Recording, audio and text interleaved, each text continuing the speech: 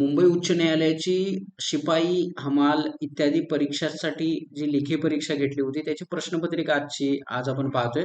तर या प्रश्नपत्रिकेमध्ये किती गंभीर चुका त्याने केलेल्या आहेत ते बघा दिसतील तुम्हाला, की हे प्रश्न आहेत आणि त्यात त्याने असं म्हटलं की भारताची राष्ट्रीय भाषा कोणती आहे यापैकी.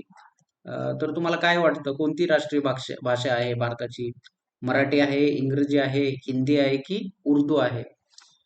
ठीक आहे. तर भारताला राष्ट्रभाषाच नाहीये कोणती. भारतीय राज्यघटनेमध्ये असा उल्लेखच नाहीये. तरी सुद्धा त्यांनी इथं चुकीच्या पद्धतीनं ही प्रश्नपत्रिका सेट केलेली आहे. आणि ही प्रश्नपत्रिका कोणती आहे बघा, ही प्रश्नपत्रिका आहे मुंबई उच्च न्यायालय साधीसुधी परीक्षा नाहीये ती.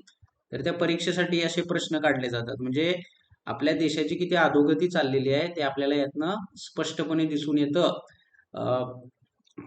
तुम्ही जर बघितला तर 343 कलमानुसार इंग्रजी आणि हिंदी या भाषा केंद्र सरकारची जी आस्थापना आहेत म्हणजे जसं की पोस्ट ऑफिस असेल, बँक असेल किंवा मिलिटरी त्यांची ठिकाणं असतील तर त्या ठिकाणी ते हिंदी आणि इंग्रजी भाषा वापरू शकतात त्यांच्या व्यवहारासाठी असा त्याचा अर्थ आहे.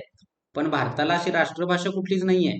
आणि हे मुंबई उच्च न्यायालय आपल्या भाषा परीक्षा घेण्यासाठी असे प्रश्न जर सेट करत असेल तर उच्च न्यायालय जसं करत असेल तर काय होणार आहे? म्हणजे भारतीय राज्यघटनेचा ह्याच्यापेक्षा आणि मोठा वाईट अपमान कुठला असू शकतोय?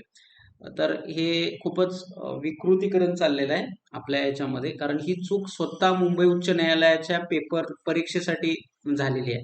त्यामुळे अशा चुका होत असतात आणि हे आपण करतोय आणि हे आपण उघड्या डोळ्यांनी पाहतोय. हे खूपच वाईट असं आहे.